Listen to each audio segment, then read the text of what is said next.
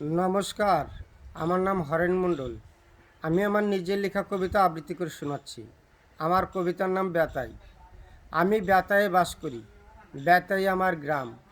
ভালো মন্দ সকলকে নিয়ে এটাই আমার তীর্থধাম। এখানে আছে ওপার থেকে নিয়ে আসা সিদ্ধেশ্বরী মায়ের মন্দির। এখানে আছে ওপার থেকে উঠে আসা ফটিক গোসার ধাম। হাজার হাজার ভক্তপ্রাণ মানুষ এখানে এসে করে প্রণাম। এখানে আছে বিপ্লবী যুব সংঘের মাঠে শ্রী শ্রী হরিচাঁদ গুরুচাঁদ ঠাকুরের মন্দির। ফাল্গুন মাসের প্রথম বুধবারে মতুয়া ভক্তরা করে মহোৎসব, হয় গান আলোচনা, পরে হয় প্রসাদ বিতরণ। এখানে আছে কয়েকশো বছরের পুরনো দরগা, মুসলিমদের পাশাপাশি হিন্দুরাই তাকে বাঁচিয়ে রেখেছে। এখানে আছে শিব ঠাকুরের মন্দির। শিব চতুর্দশীতে ভক্তরা মানত করে ঢালে বাবার মাথায় জল। বাবা দেয় ভক্তদের আশীর্বাদী ফল।